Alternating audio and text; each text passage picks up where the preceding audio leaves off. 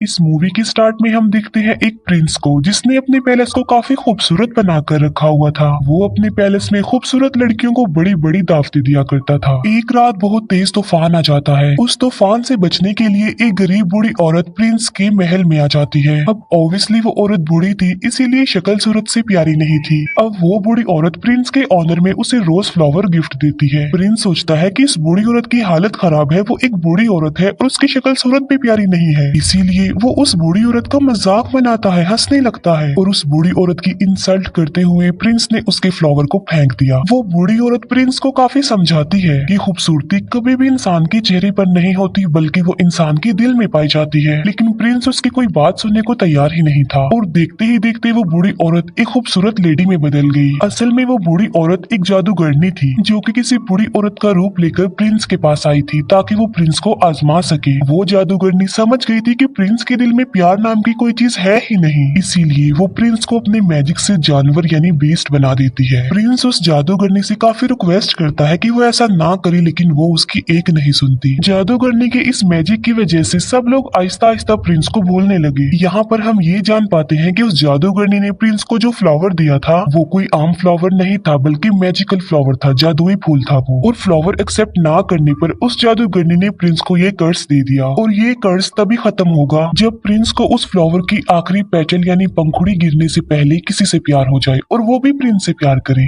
लेकिन आखिरी पंखुड़ी गिरने से पहले अगर प्रिंस से किसी ने प्यार ना किया तो प्रिंस कभी भी इंसान नहीं बन सकेगा दोबारा, बल्कि बीस्ट ही रहेगा वो हमेशा। काफी साल गुजर जाते हैं लेकिन उस पैलेस में कोई भी नहीं आता। फिर हमें पैलेस के करीबी एक गाँव में एक लड़की दिखाई जाती है जिसका नाम होता है बेल। बेल को किताबें पढ़ने, स्टोरीज पढ़ने का काफी शौक था। बेल के फादर एक डिजाइनर होते हैं। उसी गाँव में एक और लड़का भी रहता है जिसका नाम होता है गैस्टोन। गैस्टोन जो कि बेल से शादी करना चाहता था, लेकिन बेल उससे शादी करना नहीं चाहती थी क्योंकि वो एक प्राउड इंसान था। गैस्टोन बेल से शादी करने के लिए उसे अपना बनाने के लिए काफी स्ट्रगल भी किया करता था, लेकिन उसकी कोशिशें नाकाम ही रहती हैं। एक दिन बेल के फादर को कहीं पर जाना था। जिस रास्ते से उन्होंने जाना था वो एक जंगल था। बेल के फादर देखते हैं कि उनके रास्ते में तो आग लगी हुई है, लेकिन वहाँ पर एक और रास्ता भी था जहाँ पर वो मुड़ जाते हैं। बेल के फादर अपने घोड़े पर सवार होते हैं, लेकिन तभी उन्हें जंगल से भेड़ियों की आवाज सुनाई देती है और फिर वही भेड़िए उनका पीछा करने लगते हैं। बेल के फादर अपनी जान बचाने के लिए वहाँ से भागते हैं और भागते भागते वो आ जाते हैं बीस्ट के पैलेस के पास। बेल के फादर जब अंदर जाते हैं तब उन्हें वहाँ पर कोई भी दिखाई नहीं देता। हालांकि ऐसा लग रहा था कि पैलेस में कोई रहता है। कैंडल्स भी जल रही थी और टेबल पर खाना भी पड़ा हुआ था। इतना अच्छा खाना देखकर बेल के फादर खाना खाने लगते हैं, लेकिन हम फिर बहुत हैरान कर देने वाली चीज देखते हैं। वहाँ पर जो कप पड़ा होता है वो बेल के फादर से बातें करने लगता है। बेल के फादर समझते हैं कि ये कोई सॉल है जो उन्हें डराने की कोशिश कर रही है, इसीलिए बेल के फादर उसे कहते हैं कि मैं तुमसे नहीं डरता। ये कहकर बेल के फादर वहाँ से भाग जाते हैं। अब यहाँ पर सवाल ये उठता है कि वो कब कैसे बोल पाया। असल में बात ये है कि वहाँ पर यानी पैलेस में जितनी भी चीजें पड़ी हुई थी वो पहले इंसान हुआ करती थी, लेकिन जादूगरनी की कर्ज की वजह से वो सब चीजों में बदल गए। बेल के फादर भागते हुए गार्डन में आ जाते हैं। वो देखते हैं कि वहाँ पर बहुत प्यारे प्यारे फ्लावर लगे हुए हैं। बेल के फादर सोचते हैं कि मेरी बेटी बेल ने अपने लिए फ्लावर मंगवाया था, इसीलिए वहाँ से वो एक फूल तोड़ लेते हैं और तभी वहाँ पर बीस्ट आ जाता है। फ्लावर चोरी करने की पनिशमेंट देने के लिए बीस्ट उन्हें प्रिजनर बना लेता है, लेकिन बेल के फादर का घोड़ा वहाँ से भाग जाता है और वो सीधा अपने घर आता है बेल के पास। बेल जब देखती है कि घोड़ा अकेला आया है, उसके फादर नहीं आए, तो वो फौरन समझ जाती है कि उसके फादर किसी मुसीबत में फंस गए हैं, इसीलिए बेल अपने फादर को ढूंढने के लिए उस घोड़े पर बैठ जाती है। वो घोड़ा बेल को ले आता है पैलेस में और पैलेस में ही बेल के फादर को प्रिजनर बनाकर रखा हुआ था। बेल जब पैलेस के अंदर जाती है तब उसे वहाँ पर कोई भी दिखाई नहीं देता। बेल वहाँ पर काफी आवाजें भी लगाती है, लेकिन उसे आगे से कोई भी रिस्पॉन्स नहीं मिलता।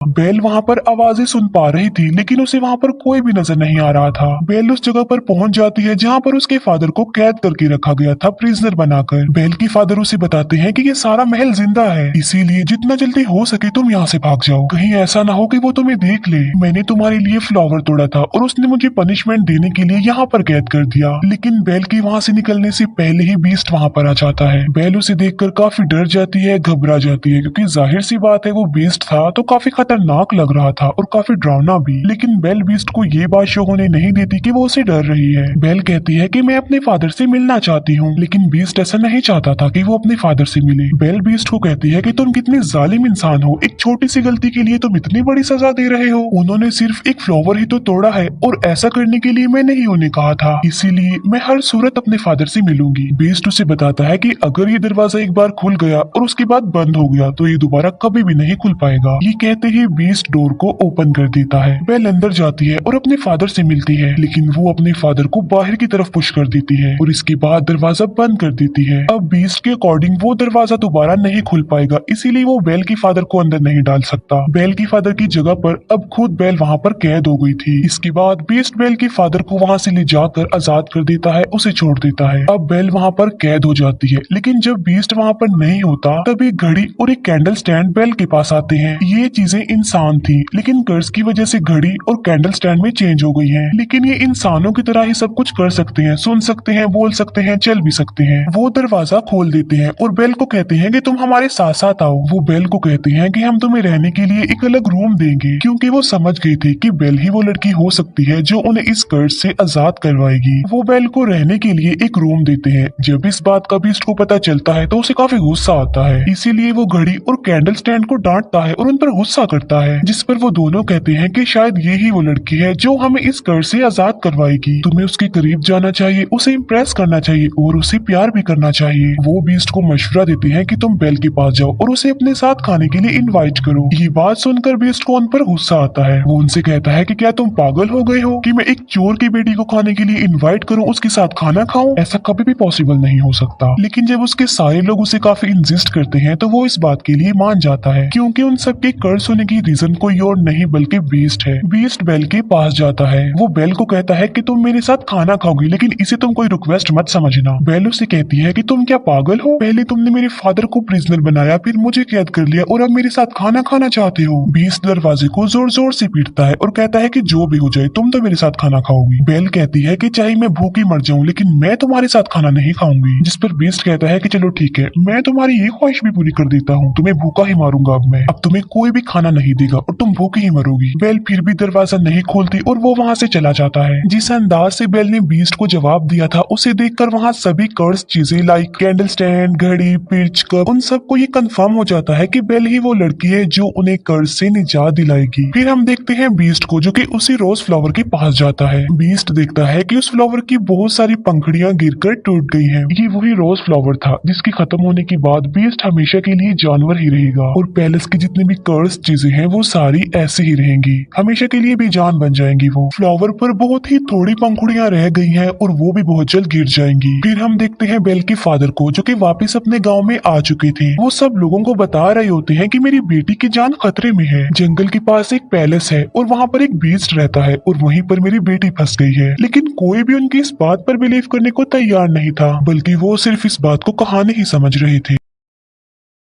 लेकिन गैस्टोन जो कि बेल से शादी करना चाहता था, वो बेल के फादर को इम्प्रेस करने के लिए कहता है कि मैं तुम्हारी बात पर यकीन करता हूँ, मैं तुम्हारे साथ जाऊंगा तुम्हारी बेटी को बचा लाने के लिए। तब गैस्टोन और उसका एक साथी बेल के फादर के लिए जंगल के रास्ते निकल पड़ते हैं। जिस रास्ते पर बेल के फादर गए थे वो रास्ता इन्हें कहीं पर मिलता ही नहीं है। गैस्टोन को इस बात पर काफी गुस्सा आता है। वो बेल के फादर को कहता है कि तुम्हारा दिमाग खराब हो गया है, कोई बीस्ट नहीं होता। गैस्टोन बेल के फादर को ये भी कह देता है कि मैं तुम्हारी बेटी से प्यार करता हूँ और मैं उससे शादी करूंगा। जिस पर बेल के फादर कहते हैं कि तुम्हारी ये ख्वाहिश कभी भी पूरी नहीं हो सकती। इस बात पर गैस्टोन को काफी गुस्सा आता है। वो बेल के फादर के हाथ पांव बांध देता है और उन्हें एक ट्री के नीचे मरने के लिए छोड़कर वहां से चला जाता है, क्योंकि वो भेड़ियों का इलाका था और भेड़िए उन्हें मारकर खा लेंगे। फिर हम एक लेडी को देखते हैं जिसे उसके गाँव से निकाल दिया गया था और उसका नाम था अगथा। एगथा बेल के फादर की जान बचा लेती है और उन्हें आजाद कर देती है। पैलेस में हम बेल को देखते हैं जो कि उसी रोज फ्लावर के पास आ जाती है। बेल उस फ्लावर को भी टच करने ही वाली होती है कि वहाँ पर आ जाता है बीस्ट। बीस्ट उसे कहता है कि तुम्हें अंदाजा नहीं कि तुम अभी क्या करने वाली थी, अभी हम सब के सब मारे जाते। बीस्ट गुस्से में आकर बेल से कहता है कि चली जाओ यहाँ से। तब बेल रोते हुए वहाँ से भागकर चली जाती है। घोड़े पर बैठकर जब बेल जंगल पार कर रही होती है तब वहाँ पर बहुत सारे भेड़िए आकर बेल को चारों तरफ से घेर लेते हैं। लेकिन इससे पहले कि वो भेड़िए बेल को कोई नुकसान पहुंचाते वहाँ पर बीस्ट आ जाता है। वो उन भेड़ियों का काफी मुकाबला करता है, उन्हें काफी मारता है। बीस्ट उन सब भेड़ियों को वहाँ से मार मार भगाता है, लेकिन इस लड़ाई के दौरान वो खुद भी इंजर्ड हो जाता है। बेल अभी घोड़े पर बैठकर वहां से जाने ही वाली होती है तो वो देखती है कि बीस्ट जमीन पर गिर गया है क्योंकि वो काफी इंजर्ड है, उसकी हालत काफी खराब हो गई है। अब क्योंकि बीस्ट ने बेल की जान बचाई थी, उसे नई जिंदगी दी थी, इसीलिए बेल वहां से जाने की बजाय उसके पास आ जाती है। बेल उससे कहती है कि मैं तुम्हें उठा नहीं सकती, इसीलिए तुम्हें हिम्मत करके खुद ही उठना होगा। बड़ी मुश्किल से हिम्मत करते हुए बीस्ट खड़ा हो जाता है। बेल उसे अपने साथ घोड़े पर बिठाकर पैलेस में वापस ले आती है। बेल एक बार फिर से वापस उसी पैलेस में आ गई थी। पैलेस की सारी कर्स चीजें बेल को देखकर काफी खुश हो जाती हैं, क्योंकि वो चाहते थे कि बेल यहीं रहे इसी पैलेस में। बेल और बीस्ट को एक दूसरे से प्यार हो जाए, जिसकी वजह से कर्स खत्म हो जाए और सब कुछ नॉर्मल हो जाए। वो चीजें बेल को सारी स्टोरी नहीं बताती, ना ये बताते हैं कि वो इस कर्ज से कैसे आजाद होंगी, बल्कि सिर्फ ये बताते हैं कि जब उस फ्लावर की आखिरी पंखुड़ी गिर जाएगी हम सब ऐसे ही रह जाएंगे और बीस्ट भी हमेशा के लिए बीस्ट ही रह जाएगा। बेल बीस्ट को बैंडेज लगाती है। बेल जब बीस्ट के पास होती है तो वो एक शेर पढ़ती है, क्योंकि बेल का इंटरेस्ट बुक में, स्टोरी में और पोएट्री में बहुत ज्यादा था, लेकिन उस शेर को बीस्ट कंप्लीट करता है। ये बात बेल को काफी हैरान कर देती है। बेल उससे पूछती है कि क्या तुम भी पोएट्री पढ़ते रहते हो? बीस्ट कहता है कि मैं लव स्टोरी, प्यार मोहब्बत, इनकी पोएट्री नहीं पढ़ता, बल्कि मैंने बहुत ज्यादा बुक्स पढ़ी हुई हैं, बहुत ज्यादा पोएट्री के बारे में जानता हूँ। जिस पर बेल कहती है कि मुझे तो प्यार मोहब्बत की बातें, प्यार मोहब्बत की कहानियां बहुत पसंद हैं। जिस पर बीस्ट कहता है कि तुम्हारी शक्ल देखकर ऐसा लगता है कि तुम्हें प्यार मोहब्बत में बहुत इंटरेस्ट है। अगर तुम कुछ पढ़ना ही चाहती हो तो कुछ अच्छा पढ़ो। फिर बीस्ट बेल को अपने साथ अपनी लाइब्रेरी में लेकर जाता है, जो कि काफी बड़ी थी। वहाँ पर बहुत ज्यादा बुक्स थी। बेल उन बुक्स को देखकर काफी शॉक्ड भी रह जाती है और काफी खुश भी हो जाती है, क्योंकि गाँव में पढ़ने के लिए उसे कोई भी बुक नहीं मिलती थी और यहाँ पर तो उसे इतनी सारी बुक्स मिल गई हैं। बीस्ट कहता है कि अगर तुम चाहती हो तो हमारे साथ यहाँ पर रह सकती हो। ये बात बेल को काफी खुश कर देती है। फिर वक्त के साथ साथ ये एक दूसरे के साथ काफी टाइम गुजारने लगे। इन दोनों की दोस्ती हो गई, वो एक दूसरे के काफी करीब आ गए, एक दूसरे की लाइक्स डिसलाइक्स उन्हें पता भी चल गए। दोनों साथ मिलकर खाना भी खाते थे। फिर बीस्ट बेल को गाना भी गाकर सुनाता है और बीस्ट बेल को एक बुक भी दिखाता है, जो कि एक जादुई बुक थी। वो कहता है कि ये बुक मुझे किसी जादूगरनी ने दी थी और इस किताब की मदद से हम लाइफ के किसी भी टाइम में जा सकते हैं। लाइक हम पास्ट टाइम में जा सकते हैं, फ्यूचर टाइम में जा सकते हैं। बेल उस टाइम में जाना चाहती थी जब वो अपनी मदर से आखिरी बार मिली थी। बेल जब उस टाइम में जाती है तब उसे पता चलता है कि उसकी मदर को एक इन्फेक्शन हो गया था। इसीलिए बेल की मदर ने बेल के फादर को कहा था कि तुम बेल को लेकर हमेशा के लिए यहाँ से चले जाओ, ताकि मेरी बेटी को भी ये इन्फेक्शन ना लग जाए।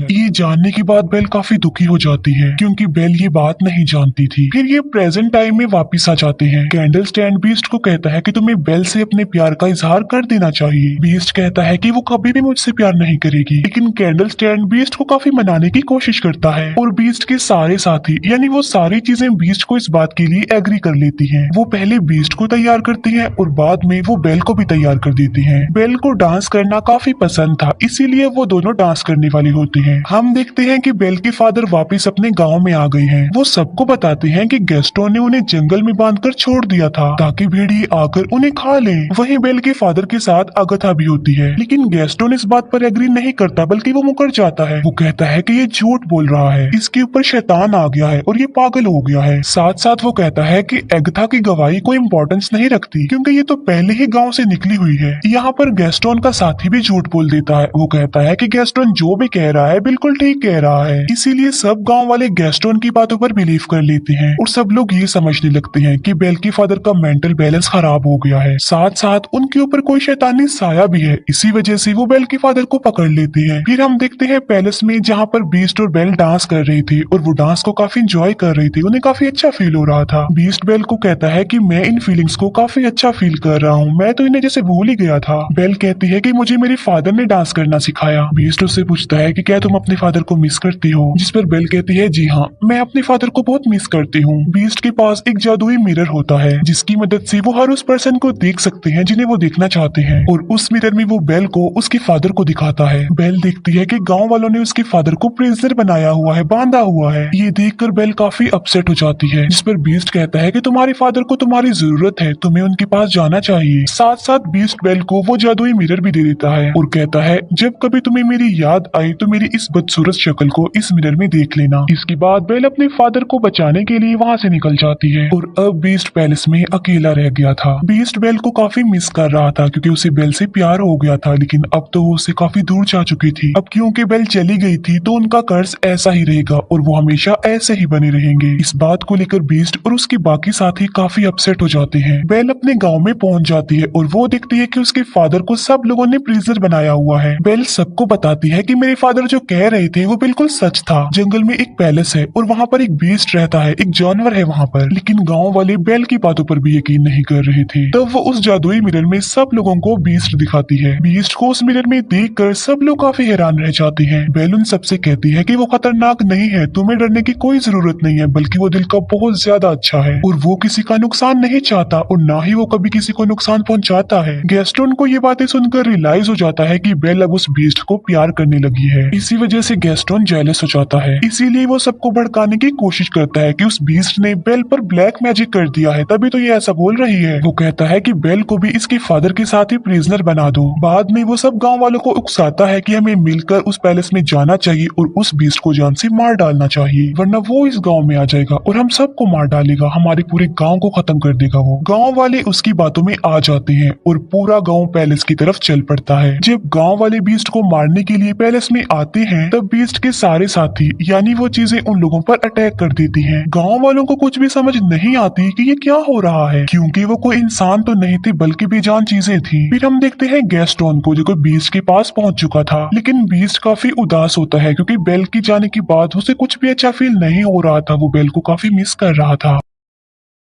गैस्टोन बीस्ट को कहता है तुम क्या समझते हो कि बेल तुमसे प्यार करती है, बल्कि तुम्हें मारने के लिए उसने हम सब गांव वालों को भेजा है। ये कहते ही वो बीस्ट पर गोली चला देता है और बीस्ट जाकर नीचे गिरता है, लेकिन नीचे गिरने से पहले बीस्ट टेरिस के एक टॉप को पकड़ लेता है। लेकिन इससे पहले कि गैस्टोन दूसरी गोली चलाता बेल वहाँ पर आ जाती है। गैस्टोन को रोकने के लिए बेल उसका हाथ पकड़ लेती है। इस फाइट में गैस्टोन भी जाकर नीचे गिर जाता है। गैस्टोन की गन भी उसके हाथ से गिर जाती है। बीस्ट ऊपर आने की कोशिश करता है, तभी बेल उसे आवाज देती है। वो बीस्ट को बताती है कि मैंने गांव वालों को रोकने की बहुत कोशिश की थी लेकिन वो नहीं रुके। बेल को वहां देखने के बाद बीस्ट के अंदर एक हिम्मत पैदा हो जाती है और अब वो गैस्टोन का मुकाबला करना चाहता था और अब वो पहुंच जाता है गैस्टोन के पास। वो गैस्टोन को गर्दन से पकड़ लेता है और उसे हवा में कर देता है और बीस्ट गैस्टोन को काफी ऊंची दीवार से फेंकने ही वाला होता है, जिस पर गैस्टोन बीस्ट से काफी रिक्वेस्ट करता है कि प्लीज मुझे मत फेंको, प्लीज बीस्ट मुझे छोड़ दो। बीस्ट उससे कहता है कि मैं बीस्ट नहीं हूँ। ये कहते ही बीस्ट गैस्टोन की जान छोड़ देता है और उसे कहता है चले जाओ यहाँ से। गैस्टोन वहाँ से चला जाता है और बीस्ट आ जाता है बेल के पास। मौके का फायदा उठाकर गैस्टोन अब पीछे की तरफ से बीस्ट पर गोलियां चलाता है, जिसकी वजह से बीस्ट नीचे गिर जाता है। लेकिन गैस्टोन जिस जगह पर खड़ा हुआ था वो जगह टूट जाती है और गैस्टोन भी जाकर नीचे गिरता है। इतनी ऊंचाई से गिरने की वजह से गैस्टोन मर जाता है। बीस्ट की हालत काफी खराब हो जाती है क्योंकि वो काफी इंजर्ड था और अपने आखिरी सांस गिन रहा था। बेल बीस्ट को कहती है कि अब के बाद मैं तुम्हें कभी भी छोड़ के नहीं जाऊंगी, जिस पर बीस्ट कहता है लेकिन अब मेरी तो जाने का वक्त हो गया है। जिस पर बेल कहती है कि तुम्हें कुछ नहीं होगा, सब कुछ नॉर्मल हो जाएगा। और हम देखते हैं कि उस फ्लावर की आखिरी पंखुड़ी भी गिर जाती है। जैसे ही वो पंखुड़ी गिरती है बीस्ट बिल्कुल खामोश हो जाता है और वहाँ पर बीस्ट के जितने भी साथी थे यानी वो चीजें थी वो भी एकदम से बेजान हो जाती हैं। बीस्ट को मरता हुआ देखकर बेल को काफी दुख होता है और उसकी आंख में आंसू होते हैं। यहाँ पर बेल भी अपने प्यार का इजहार कर देती है। वो बीस्ट को कहती है मैं तुमसे बहुत प्यार करती हूँ और वो बीस्ट के करीब भी आती है। तभी वहाँ पर एगथा भी आ जाती है। एगथा जिसे गांव के लोगों ने निकाल दिया था, असल में बात ये नहीं थी बल्कि वो जादूगर ने कोई और नहीं बल्कि एगथा थी। वो देखती है कि बीस्ट को किसी से प्यार हो गया है और वो लड़की भी अब बीस्ट से प्यार करती है, यानी अब वो कर्ज खत्म हो गया है। और देखते ही देखते बीस्ट के चारों तरफ रोशनी ही रोशनी चमक उठती है और बीस्ट अब एक खूबसूरत प्रिंस में चेंज हो जाता है। ये देखकर बेल काफी खुश हो जाती है। वो दोनों एक दूसरे को देखकर काफी खुश होते हैं, एक दूसरे के पास आते हैं और एक दूसरे को गले से लगा लेते हैं। और पैलेस की जितनी भी कर्ज चीजें थी अब वो इंसान बन गई थी, यानी अपने असली रूप में आ चुकी थी। सब लोग काफी खुश हो जाते हैं। बेल और बीस्ट पैलेस में सब लोगों के बीच में डांस कर रहे होते हैं और इसी के साथ ही इस मूवी की हैप्पी एंडिंग हो जाती है। Thank you for watching.